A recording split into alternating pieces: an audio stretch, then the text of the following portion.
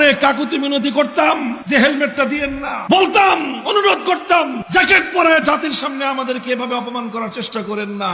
আরে এমনও দৃশ্য দেখেছি, আমরা কোর্টের গারদে 15 জন 20 জন বন্দী আছে, সকলের জন্য খাবার আসতেছে, ওই সমস্ত বন্দীরা আমাকে একটু আপ্যায়ন করতে চায়, পুলিশরা বলতো যে সবাইরে খাবার, কিন্তু হুজুরদের খাবার দিতে পারবেন না।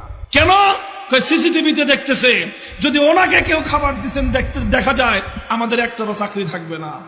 আমাদেরকে কোর্টে যখন তুলতো, আমাকে কোর্টে তুলবার সময় আমাদের চরম আপত্তির মুখেও একটা হেলমেট পরাতো, বুলেট প্রুফ জ্যাকেট পরাতো, আর এইভাবে জ্যাকেট পরায়, হেলমেট পরায়, হাতের মধ্যে হ্যান্ডকাপ লাগায় মিডিয়ার সামনে আমাদেরকে তুলে ধরতো। অনেক কাকুতি মিনতি করতাম যে হেলমেটটা দিয়েন না, বলতাম, অনুরোধ করতাম, জ্যাকেট পরে জাতির সামনে আমাদেরকে এভাবে অপমান করার চেষ্টা করেন না।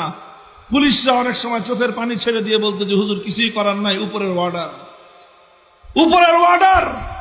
আরে এমনও দৃশ্য দেখেছি, আমরা কোর্টের গারদে 15 জন 20 জন বন্দী আছে, সকলের জন্য খাবার আসতেছে, ওই সমস্ত বন্দীরা আমাকে একটু আপ্যায়ন করতে চায়, পুলিশরা বলতো যে সবাইরে খাবার, কিন্তু হুজুরদের খাবার দিতে পারবেন না। কেন? সিসিটিভিতে দেখতেছে, যদি ওনাকে কেউ খাবার দিচ্ছেন দেখা যায় আমাদের একটারও চাকরি থাকবে না। এইভাবে দিনের পর দিন, এইভাবে 3টা বছর এক একটা করে দিন কেটেছে, এক একটা দিন মনে হয়েছিল হাসরের মাঠের দিনের মতো। আমরা এগুলো সহ্য করেছি, আলহামদুলিল্লাহ, আলহামদুলিল্লাহ সহ্য করেছি।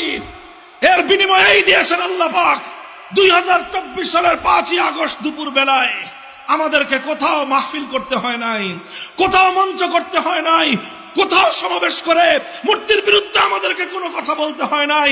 আমাদের সেই 4 বছর আগের কথাগুলো আল্লাহ পাক টেকনাফ থেকে তেতুলিয়া প্রত্যেকটা ইমানদারের হৃদয়ের মধ্যে ঝংকার তুলে দিয়েছেন।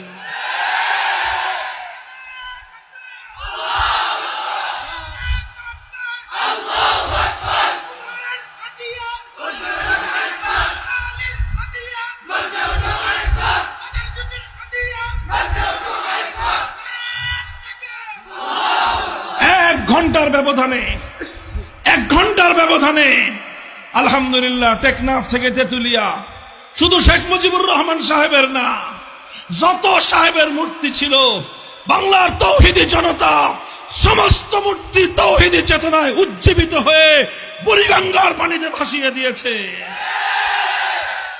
দেশপ্রেমিক সেনা সদস্যরা পর্যন্ত তাদের সেই সংরক্ষিত জায়গাতেও কোনো মূর্তি রাখে নাই। সুপ্রিম কোর্টের মতো সংরক্ষিত জায়গা, আমরা বলেছিলাম মুসলমানদের বিচারালয়, মুসলমানদের আদালত, থেমিসের মূর্তি বসায়েন না। ওনারা আমাদের কথাটা শুনে বিল্ডিং এর সামনের থেকে নিয়ে বিল্ডিং এর ভিতরে মাঝখানে সংরক্ষিত জায়গায় থেমিসের মূর্তি বানায় রাখছে, বা সেই থেমিসের দেবীর মূর্তি বসায় রাখছে। 5ই আগস্টের পরে যে জিজ্ঞেস করলাম, ভাই থেমিসের মূর্তিটা কই? হুজুর মূর্তি তো নাই, ওই যে মূর্তির পিছনে যে বেদি ছিল, ওই বেদিরও কোনো খবর নাই। আমাদের তো কাউকে কিছু বলতে হয় নাই, মানুষের মনে মনে এই আওয়াজ কে তুলে দিয়েছেন? আলহামদুলিল্লাহ। হে মুসলমান, তুমি তাওহীদের আওয়াজ দাও, তুমি তাওহীদের আযান দিয়ে যাও। মুয়াজ্জিনের কাজ হলো আযান দিয়ে দেওয়া, মুসল্লিদেরকে ঘর থেকে ধরে আনা মুয়াজ্জিনের কাজ নয়। তুমি আযান দিয়ে দাও। আল্লাহ বলেছিলেন আমাদের পিতা ইব্রাহিম আলাইহিস সালামকে, ওয়াজ্জিন ফিন নাস বিল হজ ইয়াতুকা রিজালান ওয়া আলা কুল্লি দামিরিন ইয়াতিনা মিন কুল্লি ফাজ্জিন আমিক। হে ইব্রাহিম, আল্লাহর ঘর বাইতুল্লাহ বানিয়েছো, এবার বাইতুল্লাহর পাশে দাঁড়ায় আযান দাও, মানুষ যেন হজ করতে আসে। ইব্রাহিম আলাইহিস সালাম বলেছিলেন, মানুষ নাই, জন নাই, কেউ নাই, এই জনমানব শূন্য পাহাড়ি প্রান্তরে আল্লাহ আমার আযান কে শুনবে?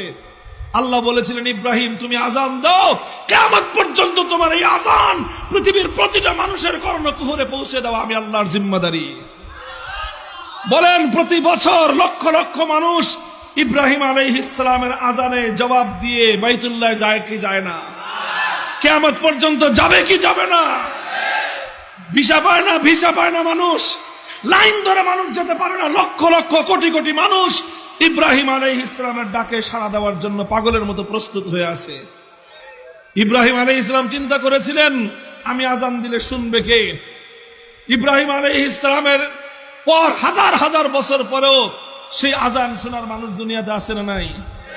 হে তাওহীদের অনুসারীরা, হে ইব্রাহিমী আদর্শের পতাকাবাহীরা, আল্লাহর পয়গম্বর ইব্রাহিমের উত্তরসূরিরা, আল্লাহর নবী মুহাম্মদ আরবি সাল্লাল্লাহু আলাইহি ওয়াসাল্লামের সচ্চা উম্মতেরা, তোমরা উঠো, দাঁড়াও, তাওহীদের আজান দাও, তাওহীদের আজান দাও।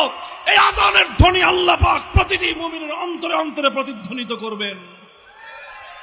আমাদের দুর্বল কণ্ঠের 2020 সালের আজান 2024 সালের 5ই আগস্ট এভাবেই প্রতিধ্বনিত হয়ে গোটা বাংলাদেশকে মূর্তি থেকে পবিত্র করে দিয়েছে। ভবিষ্যতে যারা জুলুম করবেন ইতিহাসগুলো পড়ে নেবেন, ভবিষ্যতে ইতিহাসগুলো পড়ে নেবেন। ওলামায়ে কেরামকেও বলবো, ইনশাআল্লাহ সুম্মা ইনশাআল্লাহ মাথায় পাগড়ি বাঁধেন, আল্লাহর দিনের জন্য নিজেদেরকে একটু পেশ করেন। আল্লাহ তো আমাদের কাছ থেকে ইমাম আবু হানিফার মতো এত কঠিন পরীক্ষা নেবেন না। আল্লাহ আমাদের কাছ থেকে ইমাম মালিক আর ইমাম আহমদের মতো এত কঠিন পরীক্ষা নেবেন না। আমরা দুর্বল, আমরা একটু কদম উঠাই, একটু সাহস করি, আল্লাহ পাক ইনশাআল্লাহ সাহায্য করবেন এবং হকেরই বিজয় হবে ইনশাআল্লাহ। কথা বলেন ঠিক না বেঠিক? মুহতারাম হাজিরিন, ইনশাআল্লাহ এভাবে আল্লাহর দিনের জন্য প্রস্তুত আছি তো? প্রস্তুত আছেন তো? 5ই আগস্টের বিপ্লব মনে রাখবেন, এটাকে যে যেইভাবে ব্যাখ্যা করুক না কেন, এটাকে যে যেভাবে বিশ্লেষণ করুক না কেন, 5ই আগস্টের যে অভ্যুত্থান, এর যে বিপ্লব, এই বিপ্লবের যেই দৃশ্য সারা দুনিয়া দেখেছে, একটা দৃশ্যই দেখার মতো হয়েছে, সেই দৃশ্যটা হলো মূর্তির অপসারণ। কাজেই 5ই বিপ্লবের আইকনিক যে সিম্বল, 5ই আগস্ট বিপ্লবের আইকনিক সিম্বল হলো মূর্তির বিরুদ্ধাচরণ। এদেশের মানুষ মূর্তিকে বরদাস্ত করে না। হিন্দুরা তাদের মন্দিরে মূর্তি রাখবে, সেটা তাদের ধর্মীয় ব্যাপার, ওটা নিয়ে আমাদের আপত্তি নাই। কিন্তু মুসলিম জনপদে রাষ্ট্রীয়ভাবে কোনো মূর্তি বানানো যাবে না। যদি আবার কেউ অপকর্ম করে, আবার শাহজালালের উত্তরসূরিরা আবার গৌর গোবিন্দের বিরুদ্ধে মাঠে নামবে ইনশাআল্লাহ।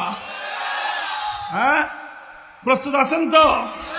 পাহারাদারি করবেন, পাহারাদারি। আমি একটা কথা আমি এই গ্রেফতারের আগেও বলতাম, এখনো বলি, এই দেশে আমরা ভাড়াটিয়া হিসেবে থাকবো না।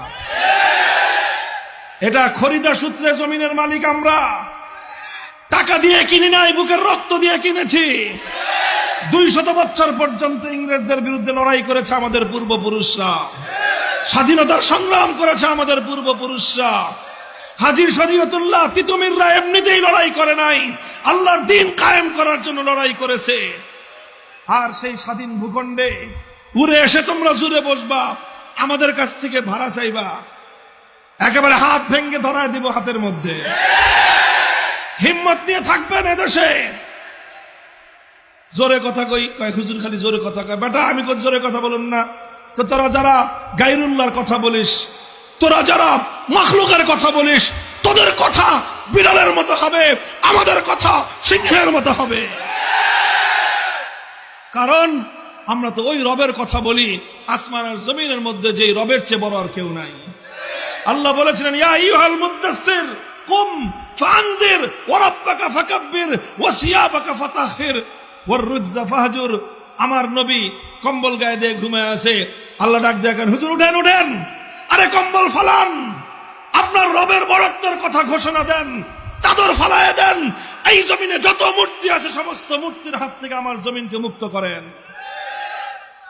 কাজেই যারা আল্লাহু আকবার বলবে, যারা বলবে আল্লাহ সবচেয়ে বড়, তার আওয়াজ হবে সবচেয়ে বড়।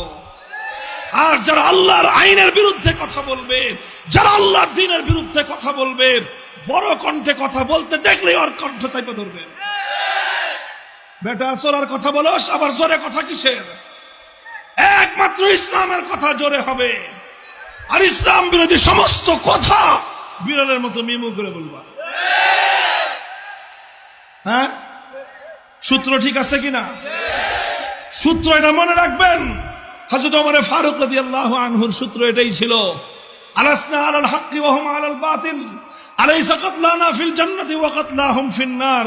হক আর বাতিলের যখন লড়াই হয় তখন হকের ঝান্ডাবাহীরা মারা গেলে জান্নাতে যাবে, আর বাতিল পন্থীরা মরলে যাবে জাহান্নামে। তাহলে তারা যারা জাহান্নামে যাবে, ওরা যদি মাথা নত না করে, আমরা যারা মরলেই জান্নাত কনফার্ম, আমরা কেন মাথা নত করব?